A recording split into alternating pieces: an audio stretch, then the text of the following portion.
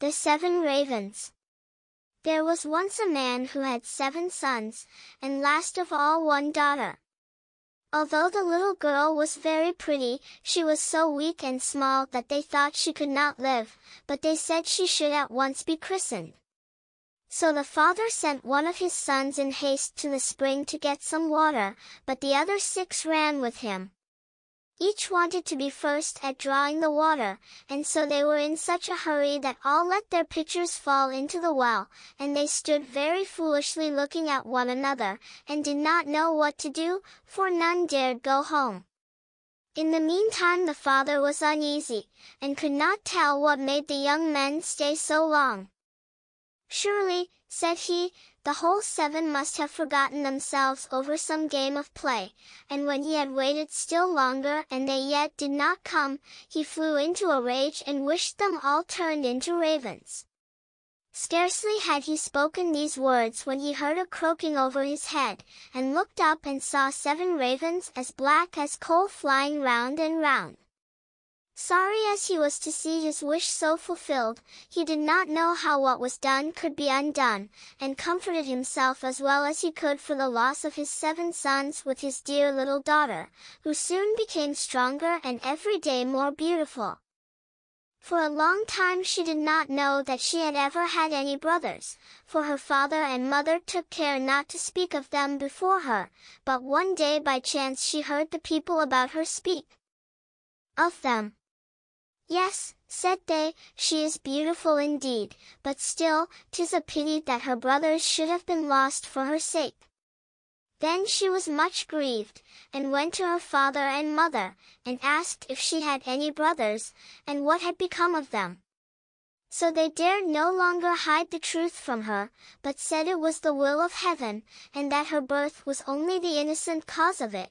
But the little girl mourned sadly about it every day, and thought herself bound to do all she could to bring her brothers back, and she had neither rest nor ease, till at length one day she stole away, and set out into the wide world to find her brothers, wherever they might be, and free them, whatever it might cost her. She took nothing with her but a little ring which her father and mother had given her, a loaf of bread in case she should be hungry, a little pitcher of water in case she should be thirsty, and a little stool to rest upon when she should be weary. Thus she went on, and journeyed till she came to the world's end. Then she came to the sun, but the sun looked much too hot and fiery, so she ran away quickly to the moon, but the moon was cold and chilly, and said, "I smell flesh and blood this way." So she took herself away in a hurry and came to the stars, and the stars were friendly and kind to her, and each star sat upon his own little stool. But the morning star rose up and gave her a little piece of wood, and said, "If you have not this little piece of wood, you cannot unlock the castle that stands on the glass mountain, and there your brothers live." The little girl took the piece of wood, rolled it up in a little cloth, and went on again until she came to the glass mountain, and found the door shut. Then she felt for the little piece of wood, but when she unwrapped the cloth it was not there, and she saw she had lost the gift of the good stars. What was to be done? She wanted to save her brothers, and had no key of the castle of the glass mountain, so this faithful little sister took a knife out of her pocket and cut off her little finger, that was just the size of the piece of wood she had lost, and put it in the door and opened it. As she went in, a little dwarf came up to her, and said, "What are you seeking for?" "I seek for my brothers, the 7 ravens," answered she. Then the dwarf said, "My masters are not at home, but if you will wait till they come, pray step in."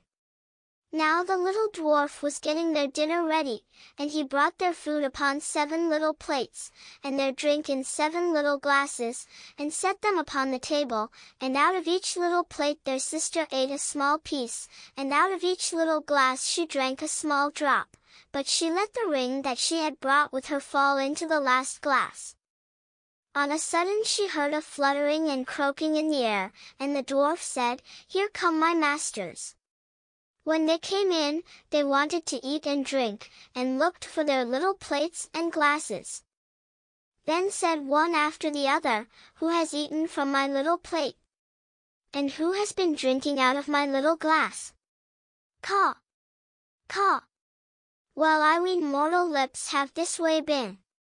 When the seventh came to the bottom of his glass, and found there the ring, he looked at it, and knew that it was his father's and mother's, and said, "Oh, that our little sister would but come! Then we should be free." When the little girl heard this, for she stood behind the door all the time and listened, she ran forward, and in an instant all the ravens took their right form again, and all hugged and kissed each other, and went merrily home.